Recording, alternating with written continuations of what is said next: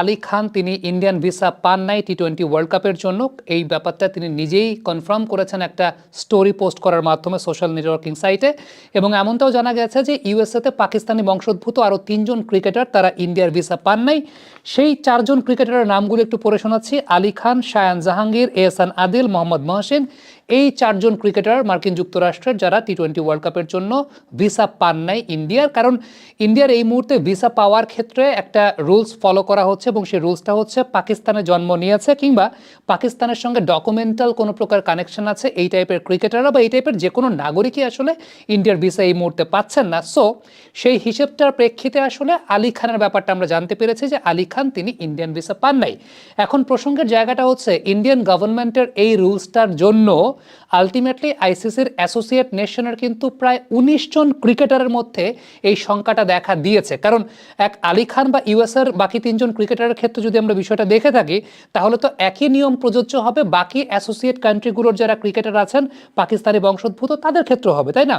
So সেই হিসেবটা চিন্তা করলে দেখা যাবে সংযুক্ত আরব আমিরাতে কিন্তু আরও অনেক ক্রিকেটার আছেন। মানে যুক্তরাষ্ট্রে তো আমরা 4জন দেখলাম, সংযুক্ত আরব আমিরাতে কিন্তু আরও ক্রিকেটার আছেন যারা মূলত পাকিস্তানি অরিজিন বা পাকিস্তানি বংশোদ্ভূত অথবা পাকিস্তানের সঙ্গে ডকুমেন্টাল কানেকশন আছে।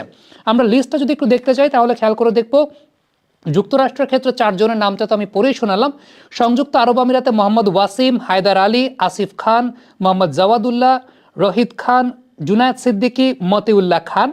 ওমানের ক্ষেত্রে আছেন মোহাম্মদ নাদিম, হাম্মাদ মির্জা, শাহ ফয়সাল, সুফিয়ান মেহমুদ, ওয়াসিম আলী। কানাডাতে 2জন আছেন, সাদ বিন জাফর এবং জুনায়েদ সিদ্দিকী। নেদারল্যান্ডসেও সাকিব জুলফিকার নামে একজন আছেন। সো সব কিছু বিবেচনা করলে ইভেন ইটালিতেও তো ডেফিনেটলি থাকবেন। ইটালির লিস্টটা আমি ঠিক এই মুহূর্তে এখন পর্যন্ত এই ভিডিওটা করা পর্যন্ত আপনাদেরকে দিতে পারছি না, কারণ ইটালি এখন অফিসিয়ালি টিম ঘোষণা করেনি। বাট আরব আমিরাত, ওমান, কানাডা, যুক্তরাষ্ট্র তাদের যে কোর প্লেয়াররা আছে তাদের মধ্যে কিন্তু এই পাকিস্তানি ক্রিকেটাররা আছেন। সর্বমোট আমরা যে হিসেবটা করেছি 19 জন ক্রিকেটারের কিন্তু ভিসা পাওয়া সংক্রান্ত সমস্যা হওয়ার কথা। যেহেতু আমরা আমেরিকার ক্রিকেটারদের ক্ষেত্রে ব্যাপারটা সেরকম দেখেছি, সো আলটিমেটলি আমরা যদি চিন্তা করেছি অন্যান্য সকল দেশ মিলিয়ে প্রায় 19 জন ক্রিকেটারের মধ্যে কিন্তু এই ঝামেলাটা হওয়ার পসিবিলিটি আছে। এখন প্রসঙ্গের জায়গাটা হচ্ছে যে তাহলে ইন্ডিয়ার মাটিতে টি-20 ওয়ার্ল্ড কাপের ভবিষ্যৎটা আসলে কোথায় গিয়ে দাঁড়াবে? এখন আইসিসি কি আসলে ওই টিমগুলোকে ইনস্ট্রাকশনটা দিচ্ছে যে আপনারা এদেরকে ছাড়া টিম করেন? এখন যদি সেই ইনস্ট্রাকশনটা দেয়া হয়, এই প্লেয়ারগুলো তো ওই টিমগুলোর কোর প্লেয়ার, কোর মেম্বার। টিমগুলোই বা কেন বিষয়টা মেনে নেবে যে আমরা আমাদের এই প্লেয়ারদেরকে ছাড়া আমরা বিশ্বকাপের জন্য টিম করব? আমি জানি না আমেরিকা কি সেই বিষয়টা রাজি হবে কিনা, আরব আমিরাত সেই বিষয়টা রাজি হবে কিনা, ওমান রাজি হবে কিনা, কানাডা, নেদারল্যান্ডস রাজি হবে কিনা। বিশেষ করে আরব আমিরাত এবং ওমানের তো ম্যাক্সিমাম ক্রিকেটারই আসলে পাকিস্তানি অরিজিন। আমরা দেখলাম যে আরব আমিরাতে 7জন ক্রিকেটার আছেন, ওমানে 5জন ক্রিকেটার আছেন। তাহলে এই টিমগুলো রাজি হবে কিনা? তাদের কোর প্লেয়ার কিন্তু পাকিস্তানি প্লেয়ার্সরা।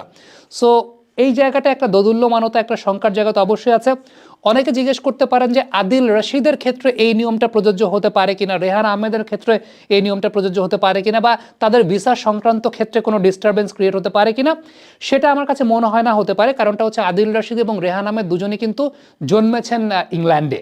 তাদের কেউই কিন্তু আসলে পাকিস্তানে জন্মান নাই কিংবা পাকিস্তানের সঙ্গে তাদের কোনো ডকুমেন্টাল কানেকশন থাকার কথা না, যেহেতু তারা জন্মেছেন আসলে ইংল্যান্ডে। আদিল রশিদের বাবা মা 1967 সালে ইংল্যান্ডে চলে গিয়েছিলেন।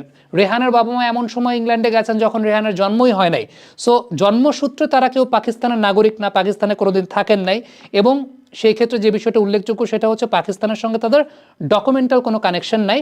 ইন্ডিয়ান লটা যেটা সেটা অ্যাপ্লাই করছে তারা পররাষ্ট্র নীতিতে, সেটা হচ্ছে পাকিস্তানে জন্মিয়েছে বা পাকিস্তানের সঙ্গে ডকুমেন্টাল কানেকশন আছে এইরকম কোনো নাগরিককে তারা ইন্ডিয়ান ভিসা দিচ্ছে না।